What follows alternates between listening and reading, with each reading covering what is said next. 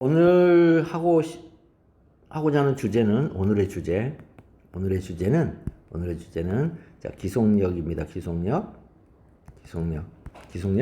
자, 기속력은 의미가 뭐냐면 기속력은 자, 공법 영역에 있는 이 력 있죠, 력. 공법은 민사소송법도 공법이고 형사소송법도 공법이에요. 그 다음에 행정소송법도 공법이고 헌법소송법은 없죠. 헌법소송법이 어디 있어요? 헌법재판소법이 있죠. 헌법재판소법이 소송법이에요. 그래서 헌법재판소법도 소송법에서 공법이죠. 거기에는 이 력들이 있어요. 이 력이 뭐냐면 기판력, 기속력, 대세요 이런 거란 말이에요. 기판력, 기속력, 대세요예요. 전부 다 무슨 뜻이냐면 이렇게 기억하고 있으세요? 정말 쉬워요. 기판력이 뭐예요? 막 버벅대고 막 머릿속 막 헤매잖아요. 기속력이 뭐예요? 이러는데 이렇게 알고 계시면 돼요. 딴 말하지 마. 어떤 판단이 앞에 나왔으면 뒤에서 딴 말하지 마. 이게 력의 힘이 력이란 뜻이에요. 력. 그런데 이 딴 말을 누구한테 하지 말게 하냐가 중요해. 딴 말하지 말 누구한테 하지 말게 하느냐. 딴 말하지 말을 누가 못하게 하는 거냐. 그랬더니 자, 후소법원 너 딴 말하지 마. 그 다음에 소송 당사자 너 딴 주장하지 마. 전소 판단과. 그럼 이거는 우리가 기판력이라 그래요. 그죠? 그 다음에 자, 처분청 너 딴 말하지 마.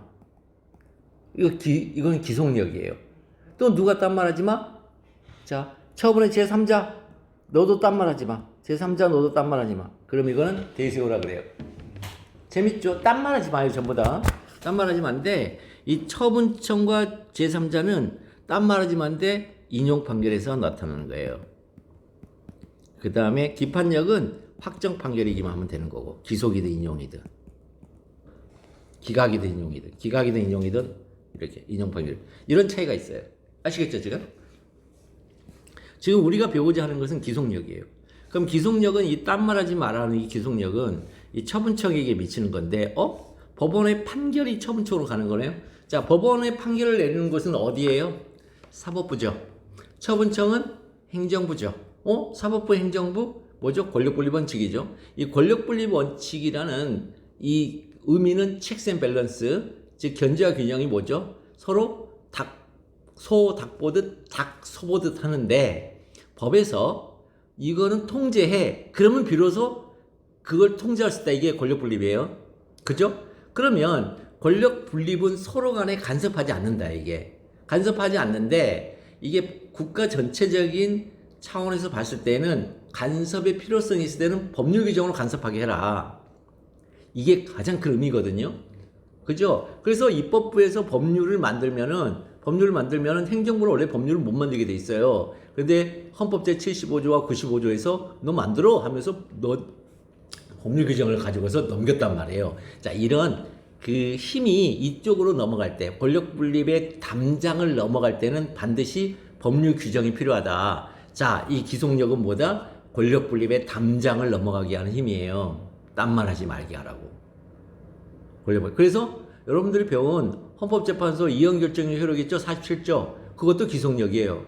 거기도 기속력이라 그래요. 왜냐하면 권력 분립의 담장을 넘어가기 때문에 헌법재판소가 한 헌법재판소 결정이 어디로 가죠? 입법부, 사법부, 행정부, 그리고 주권자인 국민에게 넘어가죠. 이게 헌법 불합치 결정, 변형 결정의 기속력에서 이게 그렇게 시험 문제 많이 나오고 뭐 선택형, 사례형, 기록형이 다 나오는 거예요. 이게 가장 유명한 기속력이라서 이게 나오고 그 다음에 또 그 내부적인 권력 분립이 있죠. 재결청과 처분청 사이에 그 재결청에 의한 인용 재결의 기속력이 있죠. 또 그 내부적인 권력 분립을 넘어서는 거죠. 그것도 서로 이렇게 서로 닭보듯 하라고 하는 건데 자, 요걸 기속력이라 그래요. 자, 기속력입니다. 딴 말 하지 마요. 자, 문제는 요 기속력에는 제가 이번에도 이제 좀 놀랬던 게 기속력에서 논하시오 그러면 항상 어떻게 쓰냐면요. 기속력의 의, 그 다음에 효력 범위, 좀 내용이기도 하죠. 내용, 그 다음에 입안의 효과 이렇게 해가지고 요걸 주객시 이렇게 써놨더라고요. 이렇게. 자, 이렇게 쓰면요. 이렇게 쓰면은 한마디로 점수가 없어요. 점수가 없어요. 이렇게 쓰면 안 돼요. 이렇게 쓰면 안 되고, 그럼 어떻게 써야 돼요? 30조로 들어가면서 쓰는 거예요. 대전제가 이미 주어져 있어요. 대전제가 이미 주어져 있는데 왜 이렇게 쓰냐 말이에요. 논술형으로. 대전제가 있을 때 논술형을 왜 써요? 의의를 왜 써? 이미 3조에 들어가 있는데 요 의의와 효력범위 있잖아요. 의의와 효력범위 여기까지는 뭘로 돼 있어요? 법률로 이미 들어가 있어요. 이게 입법 과정에서 논의된 것들이에요. 이게 입법 과정에서 논의된 것이 일로 들어간다고요. 한번 볼게요. 자, 볼게요. 자, 기속력을 보면 자, 그 30조 한번 열어보세요. 30조를 한번 열어보면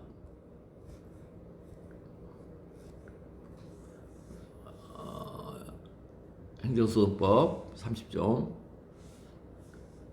안 되네. 여기는 안 열리네. 행정소송법 3조를 열어보면 어떻게 나오냐면 이렇게 나오죠. 그냥 생각난 대로.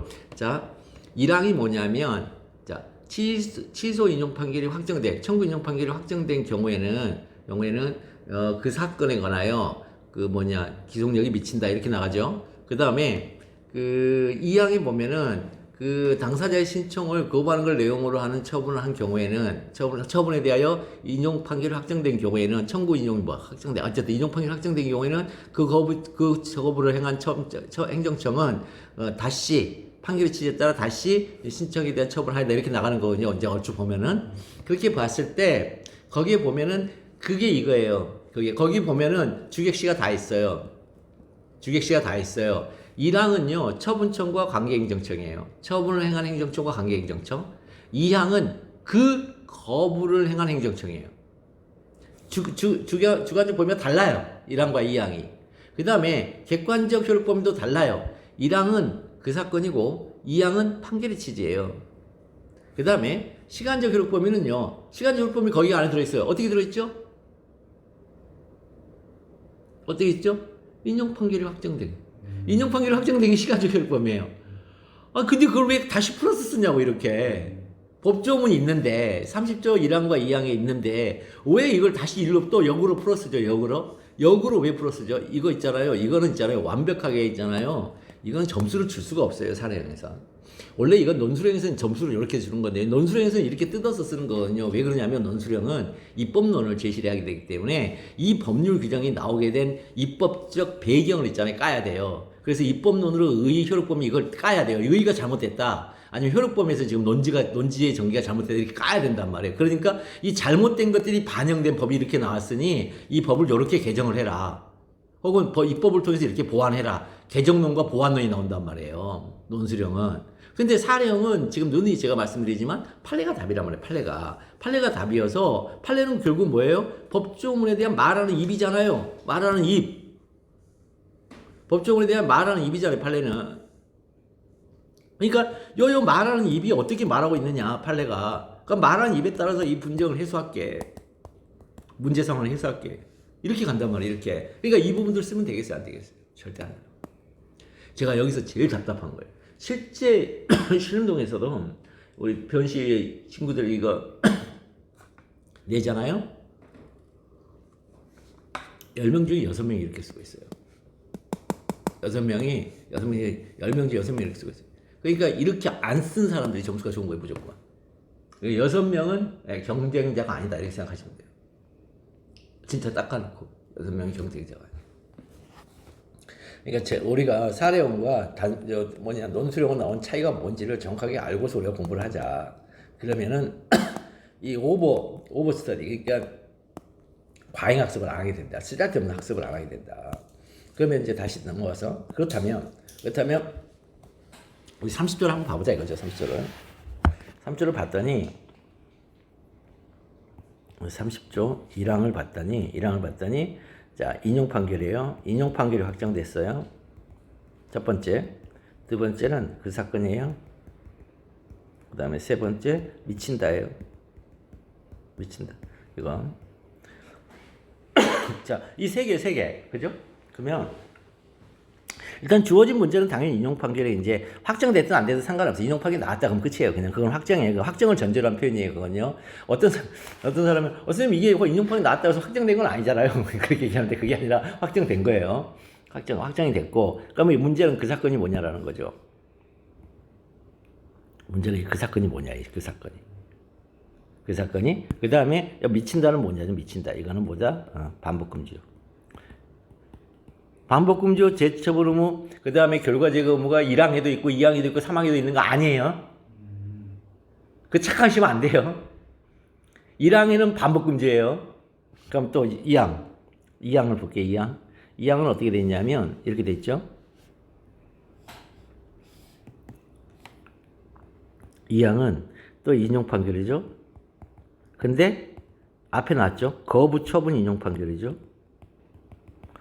그 다음에 판결의 취지죠. 그 다음에 다시 하회한다죠. 표현 틀리죠. 표현이 틀려요 지금. 그러면 여기도 자 인용 판결은 동일하고 여기도 자 판결의 취지가 뭐냐죠. 그 다음에 여기는 다시 하회한다고 여기는 미친다죠. 미친다는 반복금지요. 다시 하회한다는 재처분. 이렇게 명백하게 의무잖아. 하회한다. 재처분은. 명백하게 이렇게 표현되어 있는데 그러니까 오죽 했으면 여기서 재처분 의무라고 했을까요? 미친다라는 것은 효력을 말해요. 이 미친다 요 말은 효력을 말해요. 그래서 반복금지효라고 그런 거예요. 이거를. 근데 여기는 하회한다니까 의무잖아요. 그래서 재처분 의무를 한 거예요. 너무나 당연한 거 아니에요 이건?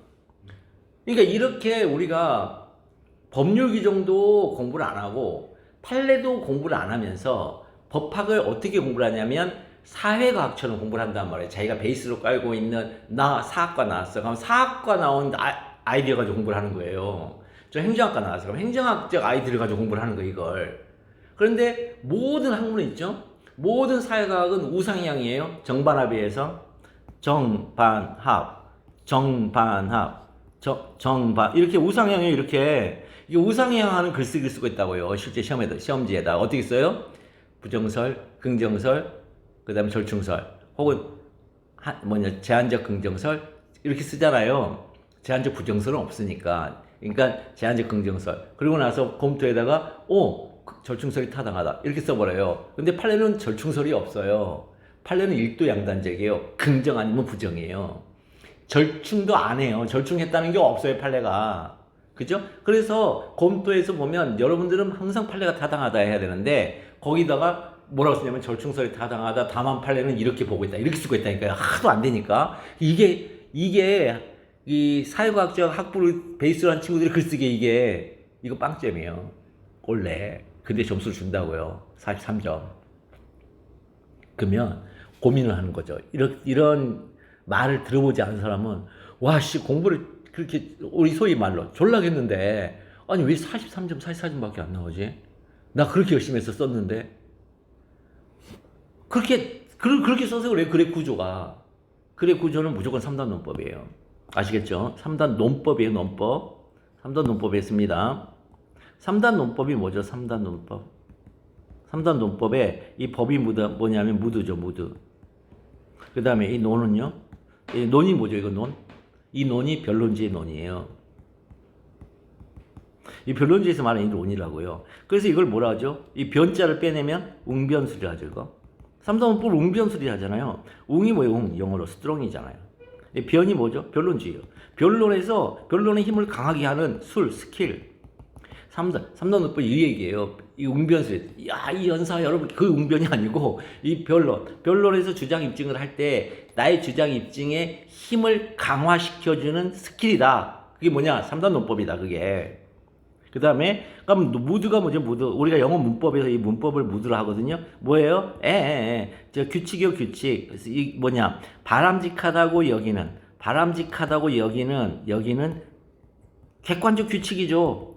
그러면 변론주의에서 바람직하다고 여기는 객관적 규칙이에요.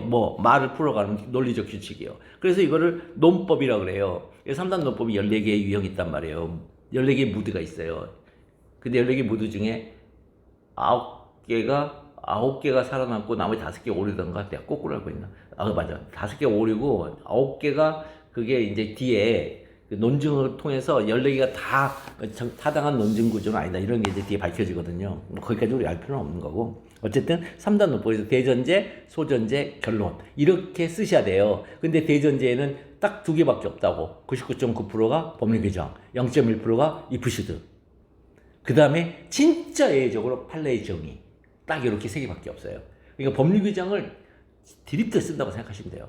더군다나 행정법은 어차피 취소의 수호법원 가서 취소를 받아야 되니까 대전제가 전부 다 행정소송법에 들어있어요. 대전제가 전부 다 행정소송법에 들어있어요. 유일하게 행정소송법이 없는 게 뭐예요? 하자승계, 처무사의 추가 변경. 하자승계, 처무사의 추가 변경만 없어요. 나머지는 다 법률 규정이 있어요. 하자승계, 처무사의 추가 변경. 딱 2개밖에 없어요. 그러니까 하자승계와 처추변이 나오면 그렇게 못 쓰는 거예요. 그러니까 제가 드린 파일 있잖아요. 열심히 읽으세요. 목차도 열심히 읽으시고 이 목차 안에다가는 어떤 판례를 넣어야 되냐, 그리고 사안의 포섭은 어떻게 하느냐, 요것만 주구장창 하시면 돼요. 학설 안 써도 돼요. 학설 쓰는 데는요 유일하게 있죠. 유일하게 판례하고 매우 있잖아요. 다툼이 심한 곳이 있어요. 어디가 있을까요? 행정개입 청구권을 베이스로 깔고 있는 데서는 학설을 써줘야 돼요. 행정개입 청구권을 베이스로 깔고 있어서 판례하고 충돌이 일어난 지점은 학설을 써줘야 되는데, 자 먼저 소제기 단계부터 하나씩 볼게요. 소제기 단계에서는 먼저 소송의 종류와 관련해서 의무행 소송의 인정 여부, 그 다음에 부작위, 예방적 부작위 소송의 인정 여부, 둘 다 행정개입 청구권을 베이스로 깔고 있는 논증이에요. 그쵸? 왜냐면 의무행 소송은 거부처분, 의무행 소송으로 하자. 그 다음에 부작위 위법 확인 소송도 예방적 부작위, 이 부작위가 바로 행정개입 청구권을 깔고 있는 거거든요. 재량형으로 수축되어 있는데 그게 뭐다? 해서는 안 된다는 거. 하면은 내 생명, 신체, 재산에 중대한 침해를 가져온다는 거. 이게 행정개입 청구권의 베이스예요. 또 두 번째 뭐가 있을까요? 여러분 배우셨어. 두 번째, 치소송의 대상이 되는 거부처분. 소송의 대상이 되는 거부처분에서 신청권 문제.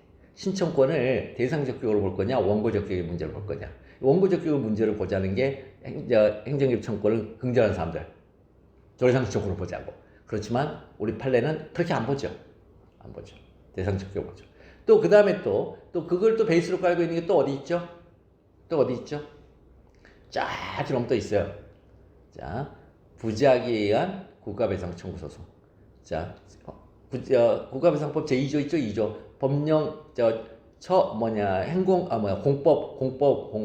공무원의 직무, 공직, 집고, 법타손. 직무집행인데 그 직무집행을 부작위했을 때. 부작위했을 때 법령 위반과 관련해서 이 사익보호성이 법령 위반의 요소냐, 즉 이법성 요소냐. 사익보호성이 이법성 요소, 즉 법령 위반, 즉 법령의 안에 들어있는 요소냐는 거예요. 사익보호성이 법령의 요소 안에 들어있는 거냐, 그래서 법령 위반으로 따져줘야 되는 거냐. 이게 행정개입 청구권을 베이스로 깔고 있는 거예요. 왜 그럴까요? 여기서 이제 거기가 국가배상법 이해 엄청 못하잖아요. 아니 강사도 이해를 못하고 막 말을 하고 있어요. 그냥 교재 보고서 전달하는 수준이죠. 자, 이게 왜 그러냐면 이거는 교수님들이 국가배상법을 공법으로 본단 말이죠. 그럼 국가배상법을 공법으로 보면 국가배상 청구권은 개인적 공권이죠. 그럼 개인적 공권의 3요소가 뭐죠? 강행규정성, 사익보호성, 소구가능성이죠. 그러면 이 행정개입 청구권 안에는 3가지 요소가 들어있네요. 강행규정성, 즉 법령의 규정. 그 다음에 그 법령 규정이 사익을 보호하는 규정이어야 되네요. 그리고 소구가능성은 이제 소송으로 가면 되는 거니까. 그러면 여기 했을 때 이 사익보호성은 법령의 규정 안에 있는 거네요. 내재돼서 법령 위반의 요소가 돼야 되겠네요. 굳이 법령 위반의 요소가 돼야 되겠네요. 그러나 우리 민사소송법은 우리 판례하면 이거는 민법이죠. 민법 규정은 그 규정 안에 사익보호성을 기본 전제로 하는 규정들이죠. 이걸 이해조절적 규정이라 하는데 민법 규정이 다 권리규정이에요. 권리규정 아닌 것을 법원리적 규정, 법기술적 규정이라 그래요. 그러니까 이해조절적 규정은 다른 말로 하면 권리규정이에요. 민법 규정 자체가 권리규정이야. 사익보호성을 따질 이유가 있어요, 없어요? 없어요. 그래서 판례는 사회보호성을 따질 이유가 없으니까 어디로 보내요? 상당인과관계로 보낸단 말이죠. 이 차예요. 이걸 모르면은 이게 설명을 못하는 거예요, 이거 지금. 그러니까 이거를 공법상 당사자 수로 가자는 사람들은 사익보호성을 위법성 요소로 보는 것이고, 민사소송으로 가자는 판례에 하면은 상당인과 관계로 보는 거예요. 그러니까 만약에 그 판례에 속아가지고 판례가 그 사익보호성이 위법성 요소라는 이 학설의 주장에 속아가지고 거기에 만약 동조를 했다. 그러면 이제는 당사자 소송으로 가야 돼부터 시작해가지고 이제 거꾸로 와서 행정개입 청구권 인정해야 돼. 행정개입 청구권 인정하려면 그 실현 소송이 의무이행 소송 인정해야 돼. 예방적 부작위 소송 인정해야 돼. 그 다음에 신청권도 원고적 기각청구도 이렇게 다 뒤집어지는 거예요. 그러니까 판례 처음부터 이렇게 쫙 일관되게 보는 거예요. 그러니까 여기 시험 문제 나오면 이것도 써줘야 된다고. 그 쓰는 사람과 안 쓰는 사람은 점수가 엄청나요. 그 논증 구조 때문에. 됐죠? 자, 잘 이해가 안 되면 여러 번 들으세요. 어차피 유튜브로 올려놓을 테니까. 자, 그러면 이 반복금지호에 적용이 되는 그 사건과 재처분 의무를 이행해야 할 판결의 취지, 요게 도대체 뭐냐라는 거죠, 요게 도대체 뭐냐? 그랬더니, 야, 이거 봐봐봐, 이거 어디 있어? 그랬더니, 이거 어디 있어? 그랬더니, 어디 있다고요? 이거 소송법이 있잖아. 소송법 있잖아. 소송법 있으니까 판결이 당연한 효력이지, 이건 판결의 당연한 효력이지. 판결의 당연한 효력으로 민사소송법 216조, 217조에 있는 기판력이 있죠? 또 판결은 당연한 효력이야, 이것도. 다만, 민사소송법은 민사판결의 당연한 효력이니까 기판력이고, 그래서 8조 2항에 의해서 행정소송법에도 이게 준용이 되지만, 행정소송법은 공익소송이어서 이 기속력은 어차피 저기에는 못 미치니까 민사 판결은 있을 수가 없으니까 여기에 특별 규정을 둬야 되는 거예요, 행정소송법에. 그래서 3조에다 특별 규정을 두게 했는데 그 본질은 기판력이야. 이렇게 보는 기판력설이 있어요. 그 기판력설의 근거가 뭐예요? 판결의 당연한 효력이다. 판결의 당연한 효력이다. 이런 뜻이에요. 그랬더니 무슨 소리야? 이거는 판결의 당연한 효력이면 기각이든 인용이든 확정되기만 하면 나타나야 되는데, 가만히 봐봐라. 여기 보면은 확정되기만이 아니라 인용이 나왔잖아. 여기 인용이 나왔잖아. 인용 판결. 여기도 거부처분 인용 판결 나왔잖아. 그러면 이거 기판력이겠냐? 아니겠지. 이렇게 하면서 이건 뭐예요? 인용 판결의 실효성을 확보하기 위한 제도다. 판결의 당연한 효력이다. 이거하고 인용 판결의 실효성을 확보하는 제도다. 이게 뭐 하는 거예요? 채점자하고 지금 소통하는 문구에 요게, 요 문구가 학설을 쓰고 싶으면 요 문구가 나와야 돼. 학설을 쓰고자 하면. 자, 그러면, 취소 판결의 실효성을 확보하려면 누구한테 미친다는 거예요? 누구한테? 이 처분청과 관계행정청에게. 또 여기는 그 거부 처분하는 행정청에게 미치게 한다는 거예요, 지금. 주관적 효력이 지금 다르다는 거예요, 지금. 그러면 처분청에게 뭔가를 미치게, 처분청에게 지금 의무를 부여해. 처분청에게 반복금지효의 반대인 반복금지 의무를 부여하고, 그 다음에 처분청에게 재처분 의무를 하고 있어요. 처분청에게 뭘 의무를 부여한다. 이건 뭐예요? 권한을 설정하고 의무를 부여해줘. 이건 실체법이죠. 실체법이 하는 일이잖아요. 근데 소송법에 있는데 실체법의 효력을 발생하고 있어요. 실체법의 효력을 발생하고 있어요. 이걸 뭐라고 그래요? 특수한 효력이라고 그러죠. 그래서 특수한 효력설이에요. 이게 특수한 효력설. 그럼 우리 판례 특수한 효력설이죠. 그래서 판례를 암기하셔야 돼요. 판례를 30조 1항과 30조 2항인데 30조 2항은 판례가 정리해도 계속 기속력이라는 말을 해왔는데 30조 1항에 대해서는 기판력이라는 말을 썼어요. 판례가. 그래서 판례 평석에 기판력과 기속력을 혼용해서 판례가 기속력이 뭔지 잘 모른다. 이따위로 써버렸어요. 지방대학교다 이런 교수가 판례가 개빡쳐버린 거야. 이거 듣고. 내가 그동안 그 얘기를 한 게 아니고 이게 말을 못 알았는데 이놈은. 그러면서 판례가 뭐라냐면 30조 1항의 기속력이라 이러면서 3조 1항의 기속력이라면서 밝혀져요. 그 판례가 직접 나와버린 거예요. 그게. 벌써 한 6년 정도 된 것 같은데 그 판례가 딱 나와. 그 전까지는 기속력과 기판력을 혼용했어요. 3조 1항에다가는 기판력을 쓰고 3조 2항에다가는 기속력을 써놨어요. 판례가. 그러니까 그 용어는 혼용이 맞는데 3조 1항의 기판력은 우리가 민사 판결을 실효성 확보하는 그 기판력 제도의 기판력은 아니에요. 이게 아니라고 이제 하고 있는 그걸 명백하게 얘기해 준데도 불구하고 못 알아들으니까 행정법 30조 제1항의 기판력이란 그래서 기속력이란 이렇게 얘기를 하면서 야, 너 내가 기판력을 썼는데 기속력이야 이러면서 정확하게 이렇게 강조하면서 얘기를 해줘요. 그 판례를 외우셔야 돼요. 그 판례를 외우셔야 되고 그 다음에 그 기대기 저번 시간에 우리가 기판력 했었잖아요. 그 기판력에 쓰는 기판력의 그러니까 기판력의 정의가 없어요. 대전제가 없어요. 어디에? 행정소법에. 그래서 기판력 시험 문제가 나오면 대전제를 뭘 써야 되냐면 행정소법 제8조 제2항과 2항이 준용되는 행정소법 제8조 2항에 의하여 준용되는 민사소법 216조와 217조에 의하면 기판력은 동일관계, 모순관계, 성결문제에 미친다. 이렇게 한 줄 쓰는 거예요, 거기다. 이게 기판력에 대한 대전제. 216, 218 어떻게 다 베껴. 그거 다 베껴버리면 기판력 기껏해 15점 주는데 그 중에 8점을 써버리는 건데, 거기다가. 8점을 쓰고 1점 받는 거예요. 미치는 거죠. 말이 안 되잖아요. 그러니까 그렇게 쓰는 거예요, 지금. 그리고 쓰고 나서 물어보는 문제가 이제 지난 시간에 그거 있잖아요. 처분 취소 인용 판결에서 처분의 위법성이 확정됐잖아요. 확정된 경우에 그 판단을 이쪽에 명령에서도 그 판단을 유지해야 되느냐 이렇게 이제 위법성을 인정해야 되는지와 관련하여 뭐예요? 성결 문제인지 문제된다 이렇게 되는 거예요.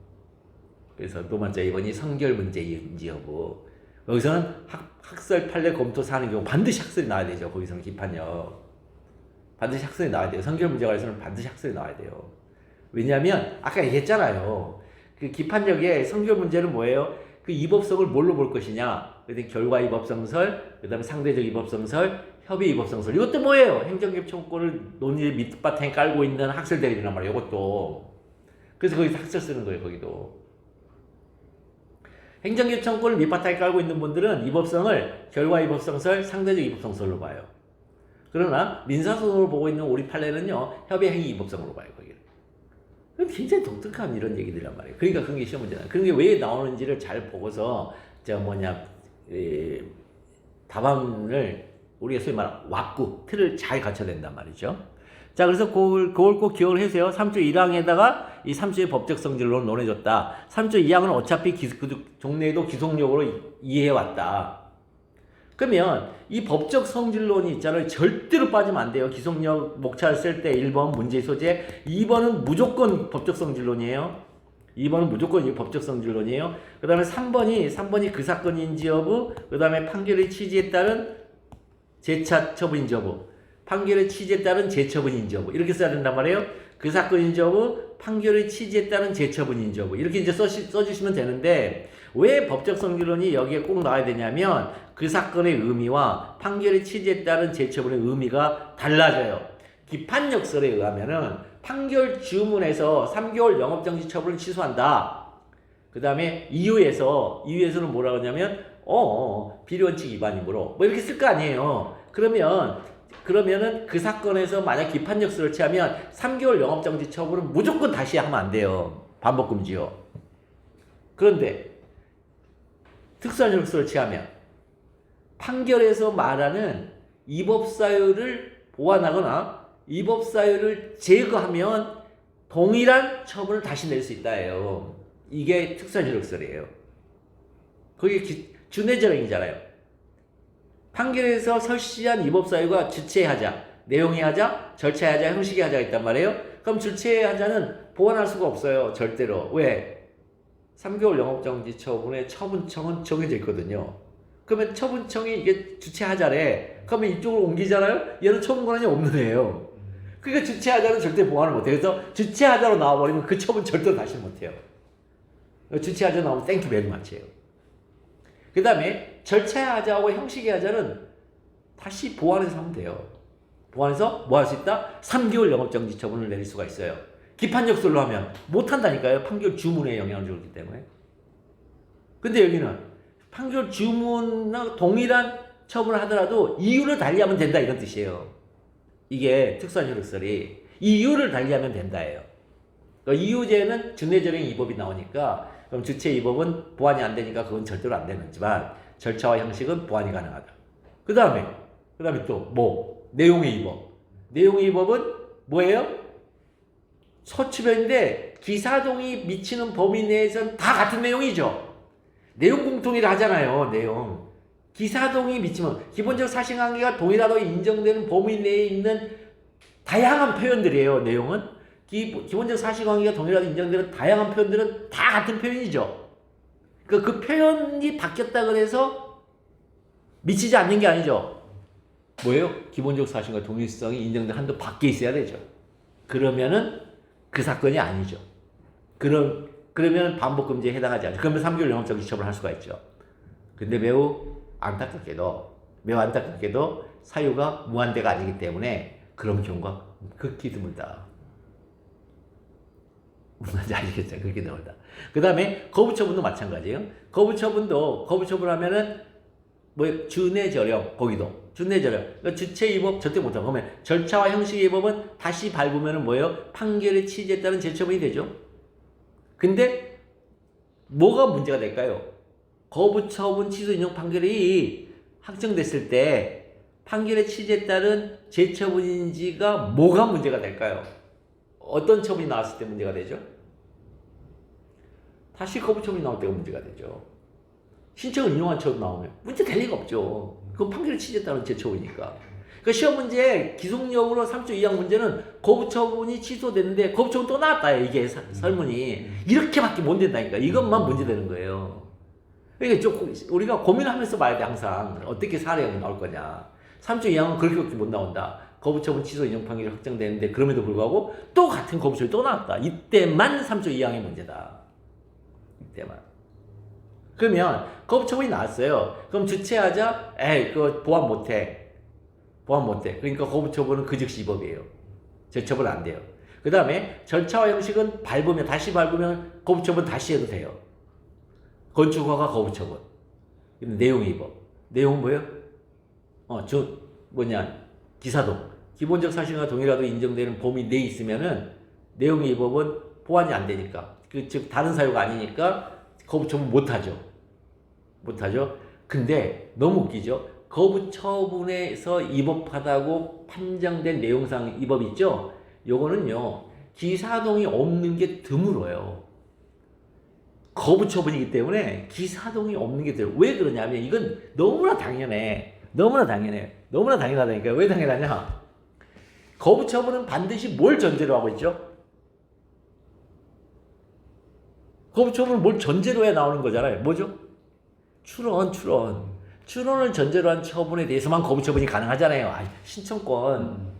추론은 법규상 신청권이 있고 법규상 또는 조례상 신청권이 있는 것만 거부처분이 가능하잖아요. 그러니까 놓치지 마시라고 어떤 논리를. 그러면은 신청서를 낼 거 아니에요. 신청서를 접수해서 거기서 잠깐 내세요. 줄게요. 이렇게 나와야 될 거 아니에요.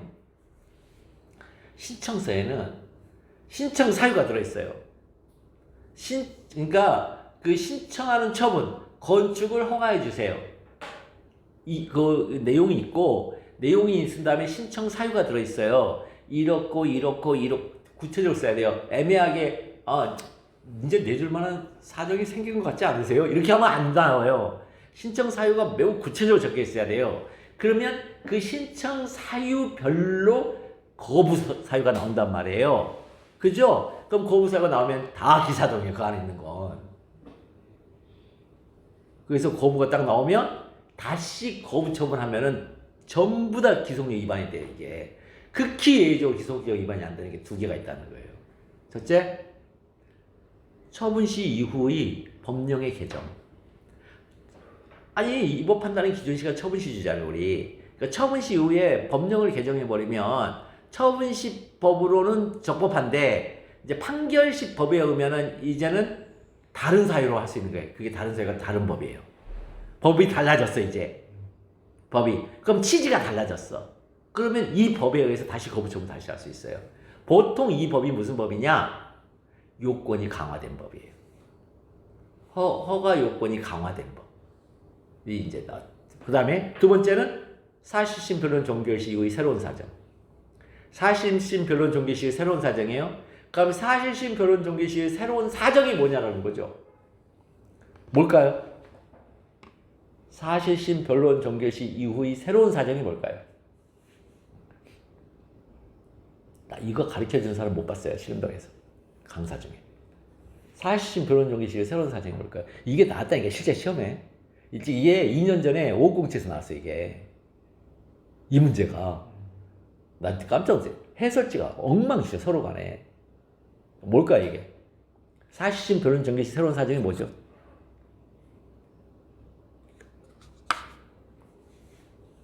사실심 변론 종결 시 이후의 사정이 뭘까요?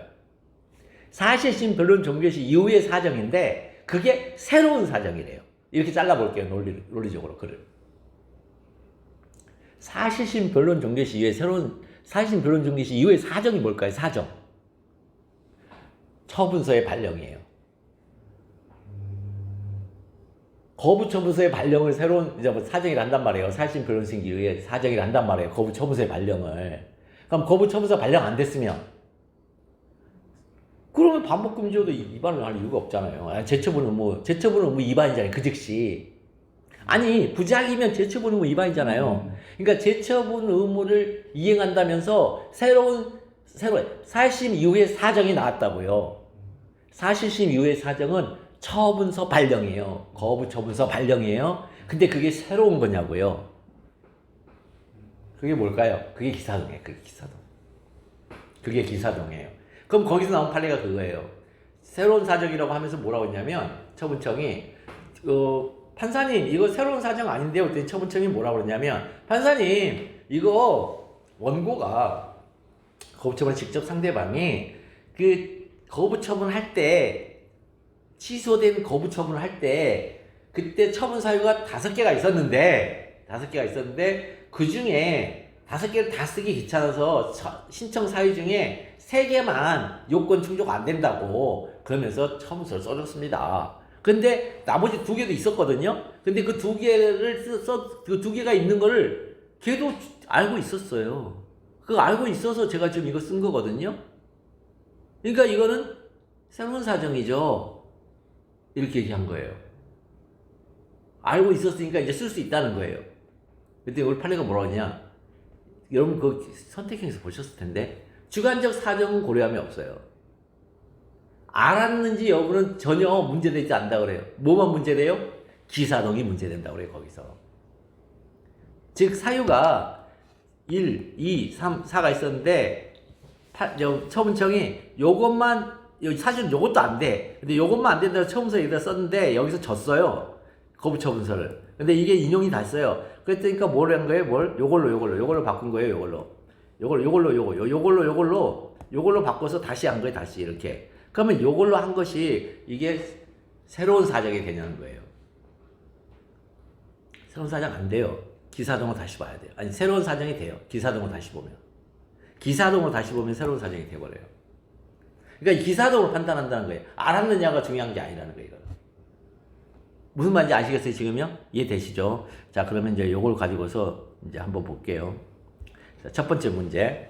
자, 버텀업입니다. 버텀업. 갑이 2차 영업정지 처분에 정해진 영업정지 기간에도 계속 영업을 하자. 종국청장 A는 갑에 대해 영업소 폐쇄 명령을 했어요. 자, 이 영업소 폐쇄 명령은 유효한가? 이렇게 나왔어요. 유효한가? 자, 그러니까 영업소 폐쇄 명령을 했고 영업소 폐쇄 명령은 유효한가? 앞에 이게 또 뭐가 문제면 앞에 그런데 앞에 볼게요. 자, 1차 영업정지 처분을 취소하는 판결이 확정되었다. 확정됐습니다.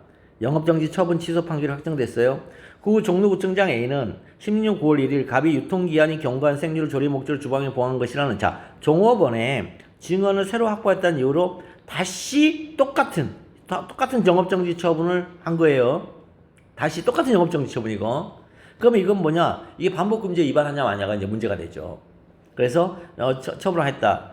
그런데 갑이 2차 영업정지 처분에 정해진 영업정지 기간에도 계속 영업을 하자. 갑에 대해 영업소 폐쇄면 유효한가? 만약에 2차 영업정지 처분이 유효한 처분이라면 위법해도 상관없어요. 유효한 처분이라면 이 영업소 폐쇄 명령은 유효해요. 그죠? 유효한 처분에 기이한 처분은 유효해요. 위법 적법을 무관하고. 근데 만약에 이 2차 영업정지 처분이 무효라면 이거는 유효하지 않아요. 왜냐하면 앞에 있는 처분이 없어요.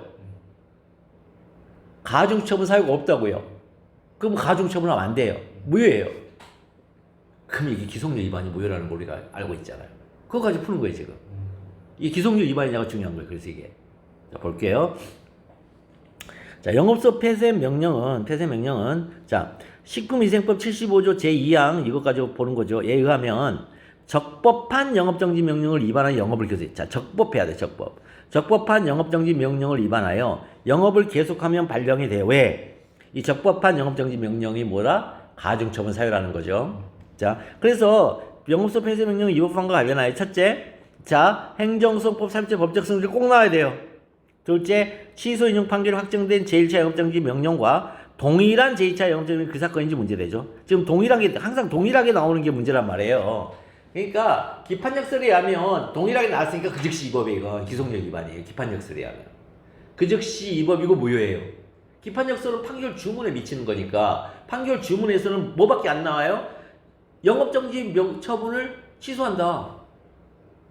그러니까 똑같은 동일한 처분을 하면 그 즉시 위반이죠. 판결 주문과 동일한 처분을 하면.